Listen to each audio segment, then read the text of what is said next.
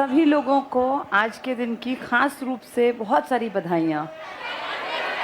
जैसे तुम लोगों को आज अपने टीचर अच्छे लगते हैं, ऐसे हमें भी याद आते हैं आज वो टीचर्स जिनके कारण हम यहाँ तक पहुँचे।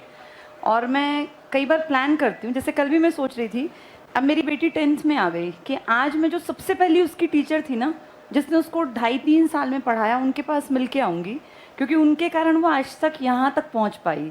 तो जितने भी टीचर्स पढ़ाते हैं ना, पहली क्लास से, प्राइमरी से, नर्सरी से, वहाँ से लेके आज तक हम जैसे हैं, जो पॉजिटिव चीज़ें हमारे अंदर हैं, उन सबका कारण टीचर्स हैं। क्योंकि देखो, अभी सर ने कहा कि सबसे पहला टीचर हम हैं, पर मुझे ऐसा लगता है हमको हम तक लाने वाले भी कहीं ना कहीं टीचर्स हैं, क्योंकि रास्ता दिखाने के बिना तो बच्चा भटक जाएगा। अब एक बच्चा अनाथ है, ना माँ बाप है ना टीचर्स हैं, तो उसके अच्छे बनने के चांसेस माइनस में हैं। और कोई बच्चा लकी है जिसके टीचर्स भी अच्छे मिल गए और पेरेंट्स भी अच्छे थे, उसके कामयाब होने के चांसेस ज़्यादा होते हैं। ब्लेस्ड होते हैं वो लोग जिनको अच्छे माँ बाप मिल जाएं, अच्छे टीचर्स मिल जाएं, अच्छे संगी साथी मिल जाएं। लेकिन फिर भी ये मान के चलो, अगर तुम यहाँ पढ़ने तक पहुँचे हो, तुम्हारे मन में सपने हैं, तो किसी टीचर ने कोई ना कोई रोल प्ले किया होगा कि तुम ये सपने देखने के काबिल बने।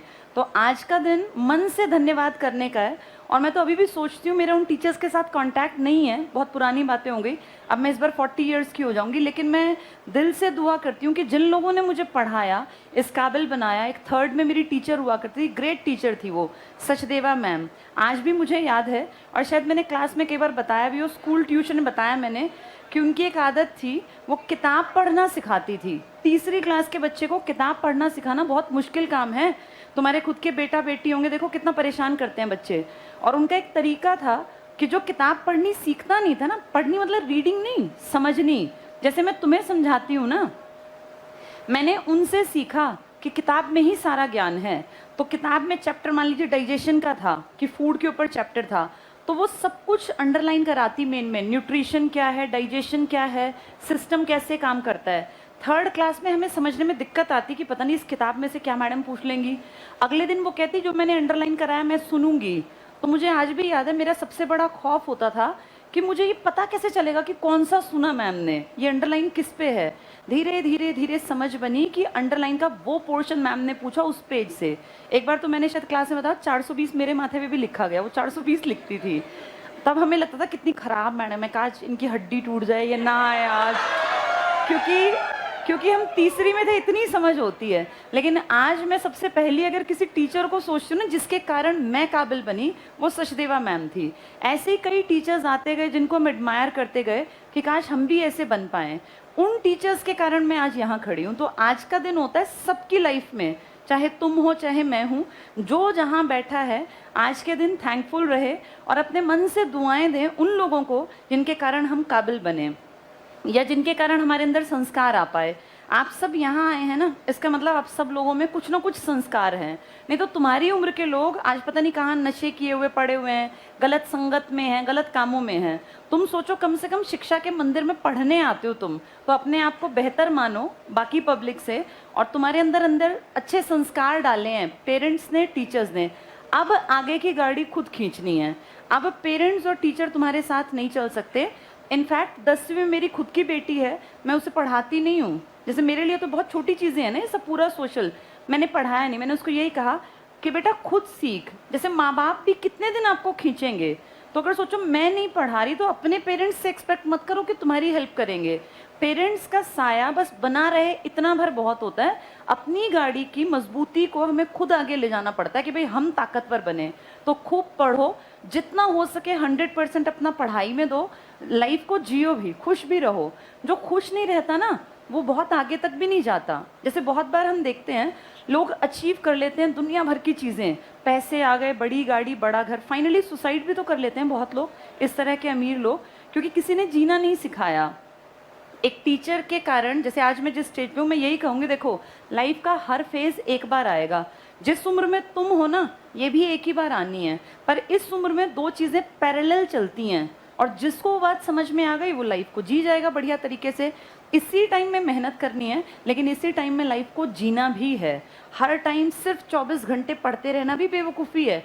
पढ़ो बहुत अच्छा, इतना पढ़ो कि अपने पैरों पे जल्दी से जल्दी खड़े हो जाओ। अब तुम लोगों की थोड़ी सी यहाँ बदकिस्मती है कि सरकारें काम नहीं कर रही। पूरा साल बीत गया, जैसे गवर्नमेंट हरियाणा ने तो कुछ किया ही नहीं, कुछ भी नहीं किया। नहीं तो तुम में से बहुत सारे लोग अब तक नौकरियों पे पहुंच जाते। अगर जनवरी फरवरी में पेपर ले लेते तो अब तक तो ज्वाइनिंग का टाइम आ जाता। लेकिन कोई नहीं, जो चीज़ हमारे हाथ में नहीं है उसके लिए रोना ना रोए। अब जब जो भी पेपर हो उसमें हमारा सिलेक्शन 100% हो, अपनी तरफ से हम ये बेस्ट कर सकते हैं। तो खूब जी जान लगा के पढ़ो, मज़े भी करो, खुश भी रहो और लाइफ को जियो। हर रिश्ते की कद्र करो, माँ बाप की, भाई बहन की, यार दोस्तों की, जितने जिसके पास जैसा परिवार है ना, शुक्रगुजार रहो भगवान के, क्योंकि अनाथ होने से बेहतर है परिवार होना। कई बार हमें लगता है कि हमारी फैमिली अच्छी नहीं है, एडजस्ट नहीं करती, समझती नहीं, पर आप देखोगे उम्र का एक पड़ाव पार करने के बाद आपको समझ में आता है कि परिवार होना ही बहुत बड़ी भगवान का एक तरह से आशीर्वाद हमारे ऊपर होता है। तो हमेशा खुश रहो, ब्लेस्ड फील करो और खूब पढ़ते जाओ। एक एक भगवान ने सबको रोल दिया, तुम्हारा फिलहाल रोल है मेहनत करने वाला, पढ़ने वाला। अपने रोल को परफेक्ट तरीके से निभाओ, फिर बाकी सब ईश्वर के ऊपर छोड़ दो। रिजल्ट हमारे हाथ में नहीं है, मेरे हाथ में भी नहीं है, तुम्हारे में भी नहीं है। हम मेहनत कर सकते हैं। जैसे मेरा काम है इतना बेहतर पढ़ाना कि तुम्हें पेपर में वो चीज़ आसान लगे, ये मेरी जिम्मेदारी है कि तुम्हें लर्निंग में मज़ा आए। लेकिन तुम्हारी जिम्मेदारी है कि तुम्हें लर्निंग अपने आप से और ज़्यादा और ज़्यादा और ज़्यादा करते जाना है। वो तुम्हारे पार्ट पे कोई नहीं करेगा। तो मेरी तरफ से आज के लिए इतना ही। ऑल द बेस्ट, खूब पढ़ो, खुश रहो और लाइफ में हमेशा आगे की तरफ देखो। पीछे जो छूट गया उसके लिए कभी नहीं रोना, चाहे कोई गया। लाइफ में बहुत बार पेरेंट्स पीछे छूट जाते हैं, रिश्ते पीछे छूट जाते हैं, भाई बहन छूट जाते हैं। हर चीज़ एक पास्ट है, पास्ट को भुला दो, आज में जियो और फ्यूचर को बेहतर बनाने के लिए काम करो। जो बीत गई सो बात गई, कितनी सुंदर लाइन है ये, कि जो बीत गया उस पर नहीं रोना। अब जो ये नहीं हुआ, हाय इस साल ये नहीं हुआ, हाय पिछले साल, ये सोचो मेरी लाइफ का वो टाइम कट गया, वो वापस नहीं आना। अब आज से और आगे तक के जीवन को बेहतर बनाने के लिए आज मेहनत करेंगे, ठीक है?